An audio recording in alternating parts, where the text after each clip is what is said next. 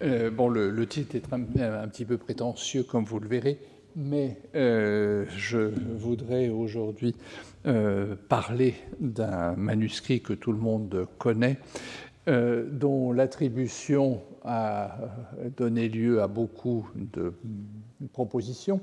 Bagdad, Kairouan, Cordoue, Palerme. Bref, le manuscrit a beaucoup voyagé, du moins on l'a fait voyager. À ce jour, on ne dispose d'aucune indication précise, un colophon, un acte de waqf, qui nous permettrait de cerner sa date et encore moins de définir le lieu de production. Mais ce que je me propose de faire, c'est de retourner au manuscrit, de le questionner lui-même pour découvrir d'éventuels indices permettant de cerner la date à laquelle il a été confectionné et la région où il a été produit, et éviter autant que possible de l'adapter à une sorte de schéma prédéterminé par d'autres considérations. Le manuscrit est entré en scène, a été connu grâce à des feuillets qui avaient été achetés par Frédéric Martin à Istanbul. On ne sait pas combien il en a acheté. Et dans un livre qu'il a publié en 1912, il en publiait une reproduction. Peu de temps auparavant, le manuscrit était passé par la douane iranienne et avait reçu un tampon avec la date de 1902. En 1956, sans avoir apparemment eu connaissance du livre de Martin, Ibrahim Chabboh édita l'inventaire médiéval de la bibliothèque de la Grande Mosquée de Kairouan, daté de 1294, où figurait une brève description d'un Coran sur parchemin bleu en 7 volumes. En 1963, Mohammed An-Nayal publiait un petit livre dont on oublie l'existence sur la bibliothèque de Kairouan. Il reproduisait en particulier les premières pages de l'inventaire, et là, chose qu'on aurait dû découvrir à ce moment-là, on n'observait que la description du Coran bleu qui se trouve sur cette ligne-là, était en fait amputée d'une partie du texte, et surtout la reproduction montrait dans la partie supérieure une date, malheureusement multidée, mais qui pourrait être, selon moi, de 430-1135, date sans doute d'un inventaire antérieur auquel il est fait référence à plusieurs reprises dans l'inventaire de 1294. Donc une partie de l'information de ce texte pourrait en fait remonter au XIIe siècle. Par ailleurs, An-Nayal signalait que 75 feuillets étaient alors conservés à Kairouan. Ces deux publications tunisiennes, malheureusement, ne furent pas remarquées rapidement par le monde savant. 1976, c'est l'année où les problèmes se font manifestes. Deux expositions sont organisées à Londres dans le cadre du World of Islam Festival, l'une à la British Library, l'autre à la Hayward Gallery, et dans l'une, la Hayward Gallery, le manuscrit est attribué à la Mésopotamie abbasside, et à la British Library, il provient de l'Ifriqiya ziride, enfin Xe siècle, disons.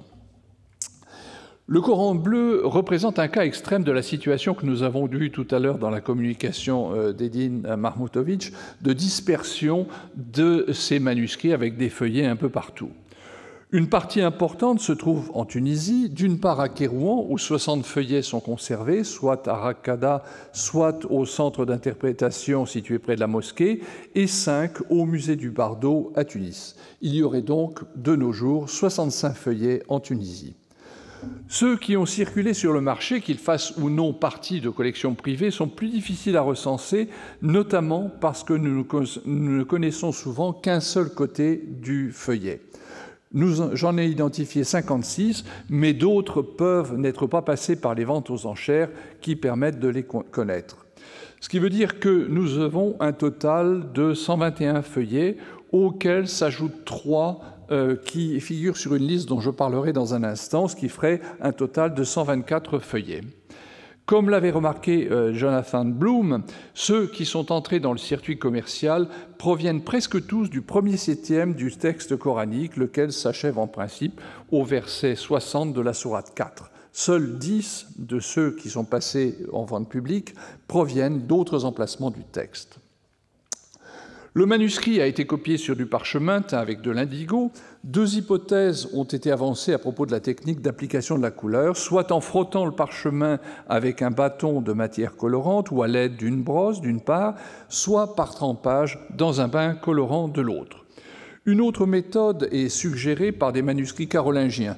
Des chercheurs ont estimé que ni le premier procédé ni le deuxième ne donnaient de résultats expérimentaux satisfaisants et que le parchemin avait été teinté à la presse, c'est-à-dire qu'on imbibait un morceau de tissu avec la matière colorée et on pressait de manière à obtenir, comme vous le voyez dans le troisième témoin, la couleur pourpre sur le parchemin.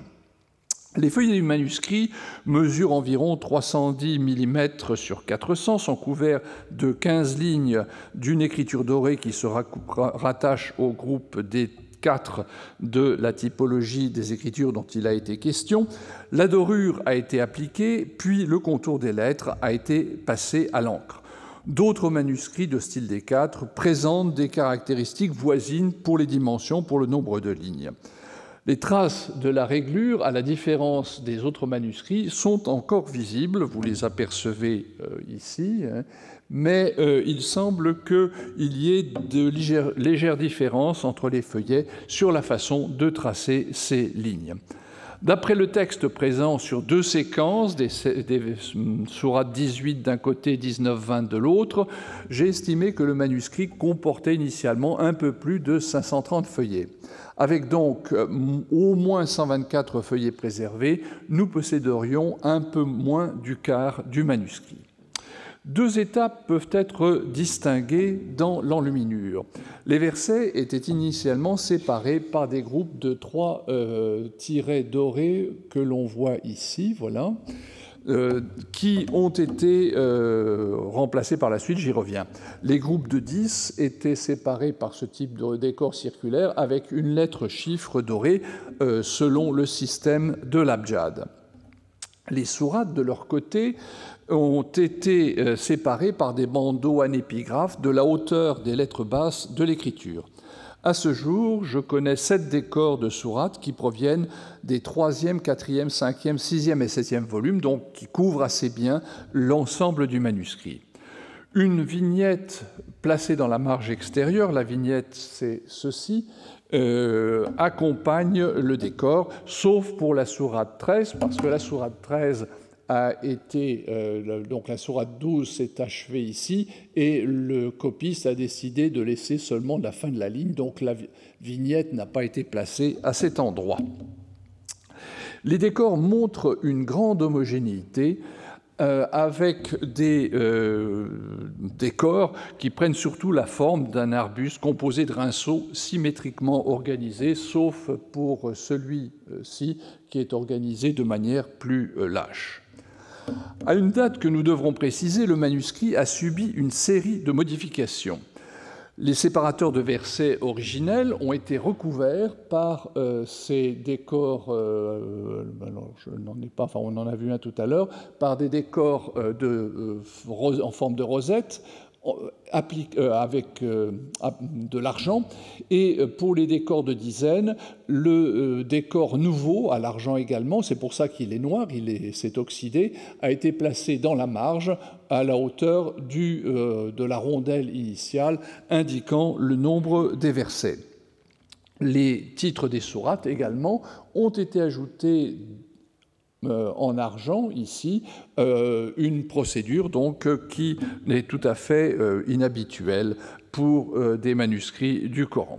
En tous les cas, l'argent était appliqué au moins avant 1294, puisque l'inventaire de Kérouan nous en parle déjà, et peut-être avant le XIIe siècle.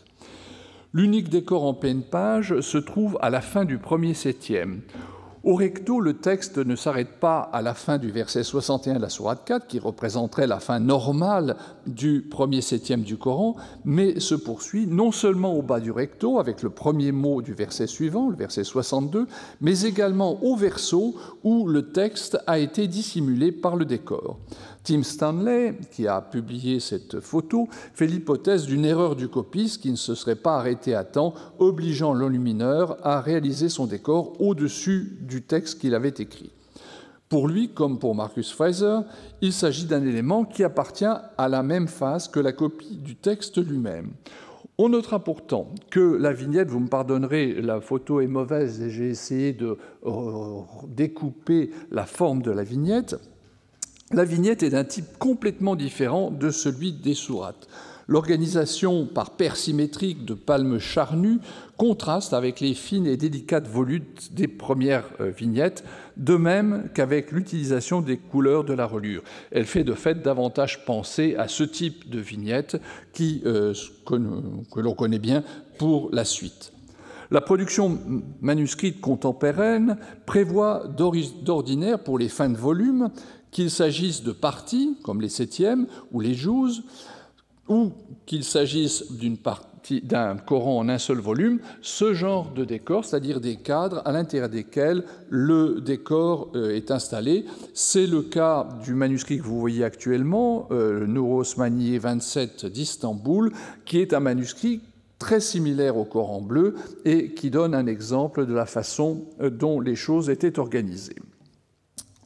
Selon toute vraisemblance, le décor que nous avons vu, le décor en pleine page, a été ajouté au moment où le manuscrit a été physiquement découpé en 7 parties.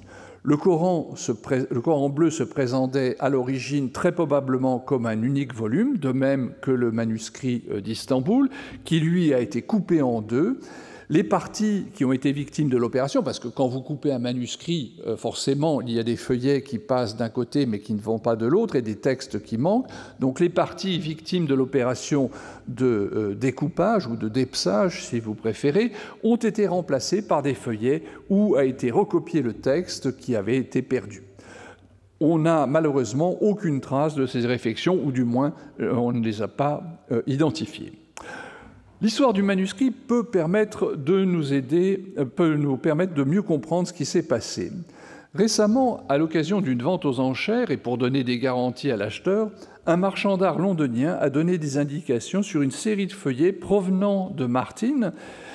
Outre la liste des acheteurs des autres feuillets, il signalait avoir toujours la reliure, que nous voyons ici, une reliure qui était peut-être plus un portefeuille qu'une reliure et qui date, selon toute vraisemblance, de la fin du XVIe siècle et pourrait être un travail persan. L'origine iranienne d'une partie des feuillets, soutenue par Martin en son temps et confirmée par ce témoignage, est également signalée sur le site de l'Aga Khan Museum de Toronto. Que des feuillets du manuscrit circulaient en Iran m'a par ailleurs été confirmé par une source bien informée qui m'a signalé qu'il était encore possible d'acquérir des feuillets du Coran bleu en Iran dans les années 60. Enfin, je le rappelle, un des feuillets, celui qui est au musée de Boston, porte l'empreinte d'un tampon de la douane iranienne avec la date de 1902 qui a été probablement apposé au moment où le feuillet sortait d'Iran, peut-être avec d'autres. La distribution des feuillets elle-même est extrêmement parlante. La collection de Kérouan n'en contient aucun qui proviennent du premier septième.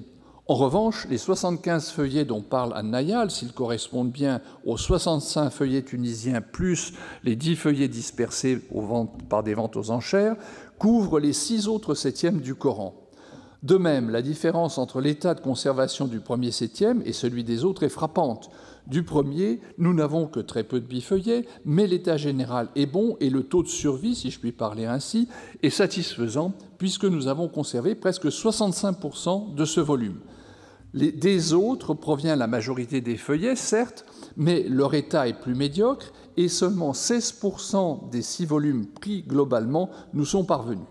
L'explication est simple, les feuillets qui se trouvaient en Iran étaient réunis dans une reliure qui les protégeait, alors que, selon ce que nous savons de la collection de Kérouan, par exemple d'après le témoignage de ce voyageur égyptien du début du XXe siècle, les vestiges des manuscrits étaient entreposés dans de piètres conditions. Quelle est la date du manuscrit? L'orthographe du Coran bleu n'a plus les traits archaïques que l'on trouve sur le Codex Parisino-Petropolitanus de la deuxième moitié du VIIe siècle.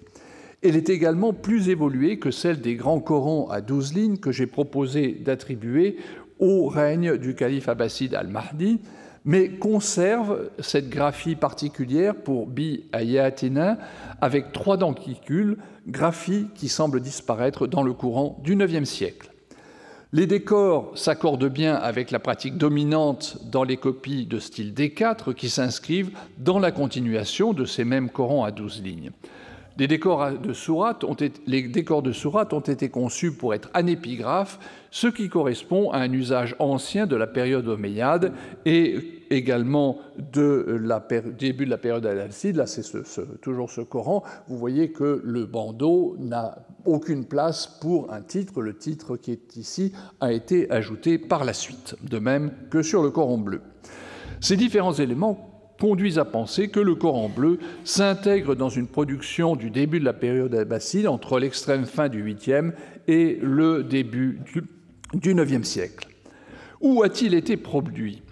Bloom a voulu voir dans la valeur de la lettre Sad, utilisée dans le manuscrit pour indiquer le 60e verset, un indice d'une production maghrébine. Mais dans les manuscrits de Fustat ou de Damas, cette valeur constitue la règle. C'est l'usage ancien dans le monde musulman et ça n'est donc pas un argument pour faire du Coran bleu un manuscrit produit dans l'Occident musulman.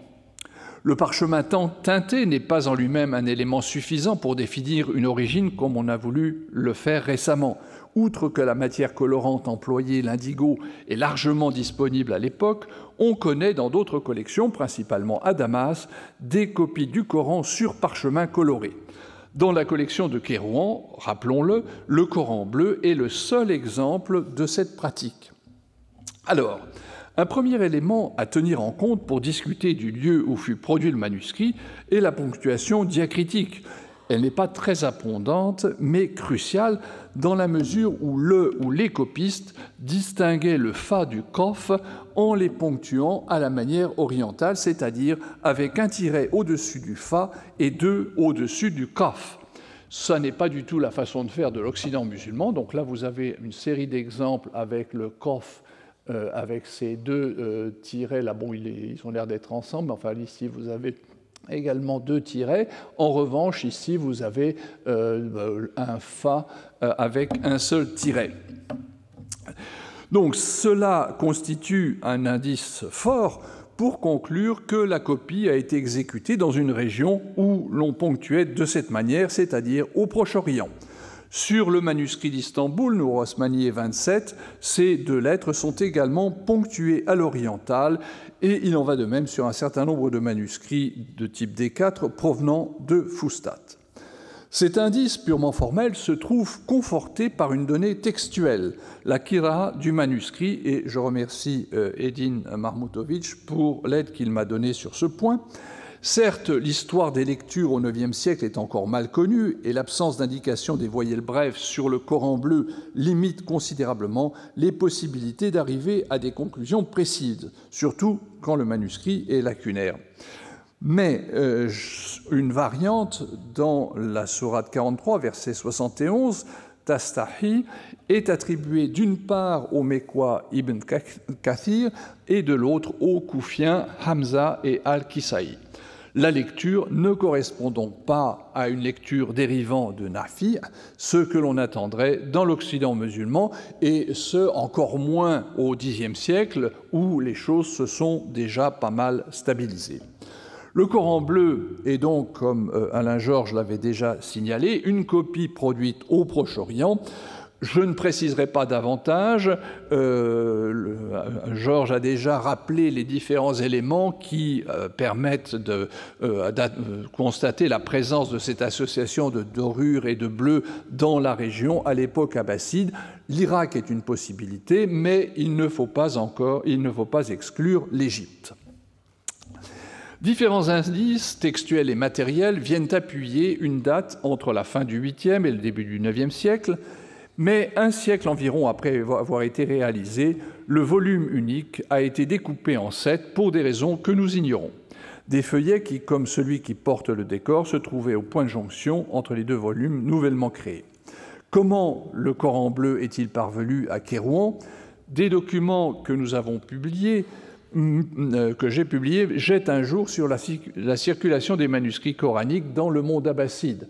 Je rappellerai celui-ci, dans lequel on apprend qu'un haut officier turc de Samara, Moussa ibn Boa, avait chargé un homme de confiance de convoyer une copie du Coran vers l'Égypte ptolomide depuis Samara, donc en allant dans une région où le calife n'était pas vraiment seul maître à bord. Un exemple un peu postérieur nous renseigne sur un autre exemplaire que Badr ed-Din, mort en 903, commandant en chef sous le règne d'Al-Mu'tadid, fit déposer à la grande mosquée de Damas à une époque où la ville était encore entre les mains des Toulounides. À l'époque abbasside, donc, les copies du Coran voyageaient et de grands personnages en envoyaient dans des villes importantes, même si, de manière effective, elles ne se trouvaient pas dans un territoire soumis directement à l'autorité califienne. Si le manuscrit fut produit à Bagdad au début du IXe siècle, fut-il envoyé là-bas à cette époque ?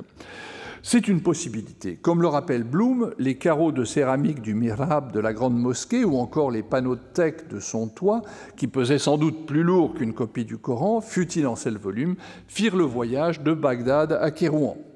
Une autre possibilité n'est pas écartée, le Coran bleu a pu avoir été déposé initialement dans une mosquée égyptienne et pris comme butin au Xe siècle par les troupes zirides qui semblent avoir rapporté de leur participation à la conquête fatimide de l'Égypte plusieurs des manuscrits qui sont de nos jours conservés à Kairouan. La date des modifications est malheureusement difficile à préciser. Les décors en argent sont associés à d'autres écritures, notamment D1, laquelle est proche, par ailleurs, de celle que l'on trouve pour les titres. Ces différents éléments pourraient correspondre à une date dans la deuxième moitié du IXe siècle, même légèrement plus tard. Qu'en est-il du décor en pleine page qui recouvre le texte coranique? L'emploi d'or et non d'argent pour cette enluminure pose la question de savoir si elle est contemporaine des décors dont il vient d'être question, ceux en argent, je veux dire. Elle me paraît en tout cas associée à l'opération de découpage du manuscrit en 7 volumes, qui aurait donc pris place au Xe siècle. Je serais tenté d'y voir la première étape des modifications, suivie par l'ajout des décors en argent. Le chemin du manuscrit est complexe. Est-il arrivé entier à Kairouan ? Le premier septième se trouvait entre le XVIe siècle au moins et le XXe en Iran, d'où ces feuillets sont sortis progressivement, mais certains s'y trouvent encore. Les 6 septièmes suivants étaient quant à eux à Kairouan, peut-être dès le XIIe siècle. L'état du texte de l'inventaire ne permet pas d'arriver à une certitude que les 7 volumes aient tous été sur place alors. Donc on peut imaginer plusieurs scénarios. Le manuscrit envoyé, disons, de Fustat à Kairouan ou de Bagdad à Kairouan, et après cela, soit le volume numéro 1 quittant Fustat pour aller vers l'Iran, ou encore quittant Kairouan pour retourner en Iran. On voit qu'il y a plusieurs possibilités, mais on ne peut pas faire plus que des hypothèses à ce propos. Comme vous le voyez, donc, le mystère qui entoure le Coran bleu n'est pas complètement dissipé, mais du moins, je pense que nous avons maintenant des réponses plus précises à propos de la date et du lieu de production de ce célèbre manuscrit. Je vous remercie.